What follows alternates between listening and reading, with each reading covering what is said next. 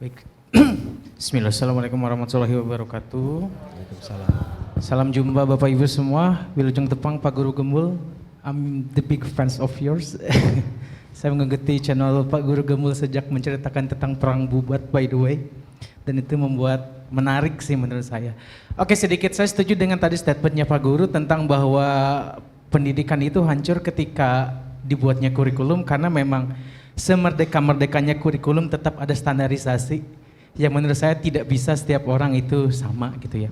Itu pertama. Kedua, saya ingin sedikit bertanya khususnya kepada narasumber yang ada di depan tentang bagaimana kurikulum merdeka ini bisa relevan dalam kehidupan sosial secara nyata.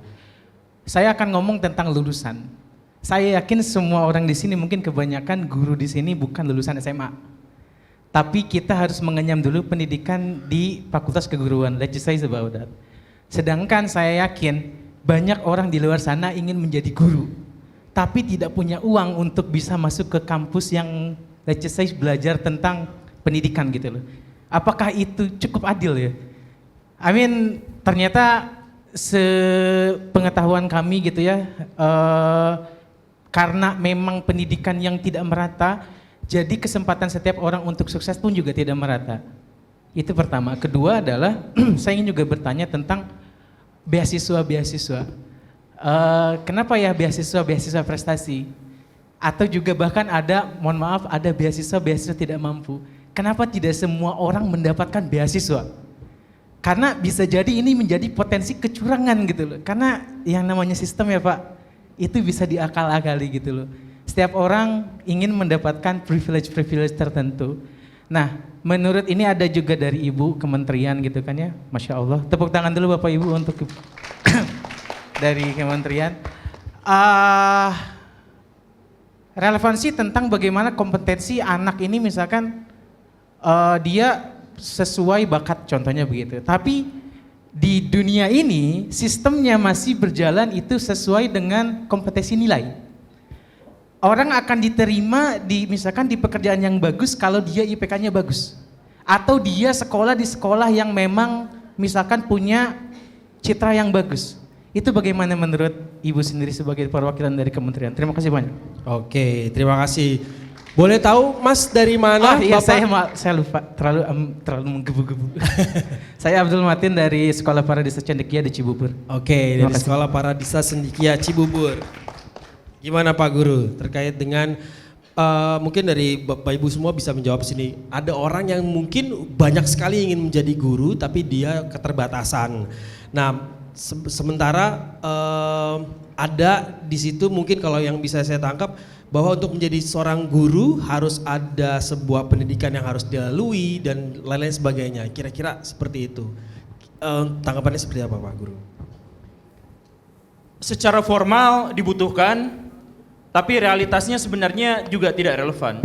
Jadi maksudnya gini, 80% manusia di Indonesia yang pernah mengenyam dunia pendidikan itu tidak bekerja sesuai dengan jurusan waktu dia kuliah. 80%. Ini bisa ditafsirkan macam-macam. Salah satu tafsirannya adalah bahwa universitas atau sekolah tinggi di Indonesia itu ternyata gagal untuk mencetak manusia sesuai dengan kompetensinya. Karena 80% ternyata bekerja di luar bidangnya. Tetapi di situ juga bisa ketahuan bahwa ternyata guru juga sama aja seperti itu.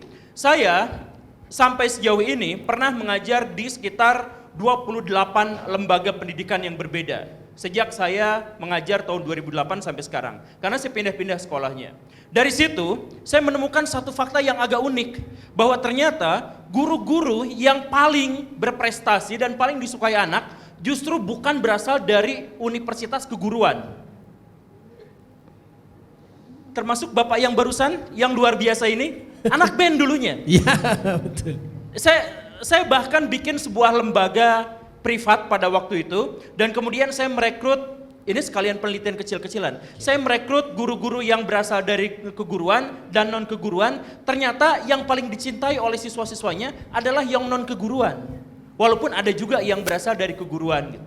Jadi maksudnya ini evaluasi buat kita bersama. Jadi maksudnya secara formal kita harus mengenyam pendidikan keguruan dulu, baru kemudian layak untuk menjadi guru. Baik. Tapi pada faktanya layak atau tidak menjadi guru, dicintai atau tidak sebagai guru, profesional atau tidak sebagai guru, itu banyak yang langsung di dunia nyatanya tidak ada kaitannya dengan lembaga pendidikan mana yang pernah dia ikutin. Salah satu yang kemudian saya rasakan adalah begini, dulu waktu saya mengenyam jurusan keguruan, saya jurusan keguruan dan pilihan nomor 1. Saya belajar panjang ini, ternyata saya tidak, ini sering saya sampaikan, saya ternyata tidak diajarin bagaimana caranya jadinya guru. Saya diajarin bagaimana cara bikin administrasi. Jadi bagaimana cara mengenal anak, SKS-nya cuma 2. Bagaimana cara psikologi anak, SKS-nya cuma 2. Bagaimana cara mengontrol kelas, SKS-nya tidak ada. Bagaimana cara bikin media pembelajaran, SKS-nya cuma 3. Yang banyak itu apa? Cara bikin RPP, cara bikin silabus, apa dan sebagainya, itu hampir setengah dari semua SKS keguruan. Kalau gitu, lulusan keguruan itu jadi TU ahlinya, bukan jadi guru. Bener kan ya? Nah makanya pas di lapangan, kemudian cek bimbel-bimbel itu hanya mau merekrut guru-guru terbaik katanya kan. Nah ternyata banyak di antara mereka yang menjadi hebat, guru-gurunya jadi hebat, karena apa? Karena ternyata hanya fokus dibebani untuk bagaimana caranya ngajar yang baik dan benar, bagaimana caranya dekat dengan siswa, bagaimana caranya menginspirasi siswa. Bukan bagaimana caranya bikin administrasi 2 rim setahun. Nah makanya bener pada iya pada. Nah makanya yang tadi itu kalau misalkan mau jadi guru kan sebenarnya harus masuk dulu ke dalam jenjang keguruan dan sebagainya. Sekali lagi ya, ini pengalaman pribadi saya, bukan berarti ini generalisasi, berarti ini adalah pengalaman pribadi saya. Ternyata juga tidak terlalu ngaruh ketika kita masuk jurusan keguruan, karena memang alasan-alasan yang tadi itu.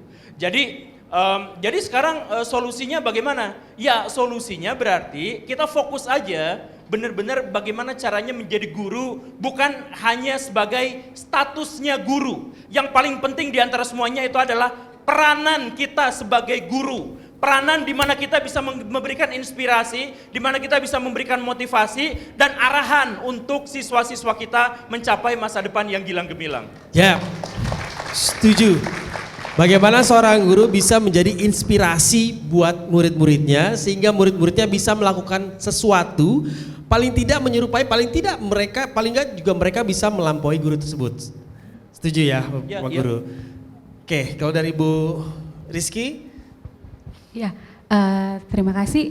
Tadi sepakat dengan Bapak Guru bahwa untuk formalnya memang kita harapan tetap perlu gitu ya, karena tadi ada hal-hal yang memang ini dirasa untuk jadi guru ini perlu kemampuan ini. Nah itu yang bisa dilihat kan salah satunya dari pendidikan formalnya. Tapi juga yang sekarang kita sedang godok bersama itu adalah terkait peraturan tentang linearitas. Di mana tadi ya karena ada pemilihan mata pelajaran, tidak semua sekolah bisa mengakomodasi itu. Tapi kita ingin yang anak-anak terpenuhi gitu ya minatnya mereka, maka kita lagi cari jalan gitu ya agar tadi tidak harus semuanya dari pendidikan keguruan gitu ya, atau tidak harus semuanya guru ini dari background ini untuk bisa ngajar gitu ya, tapi kompetensinya ada. Nah itu yang sekarang kita sedang sedang kita buat regulasinya gitu ya agar tadi memenuhi bisa membantu hal-hal tadi Pak gitu.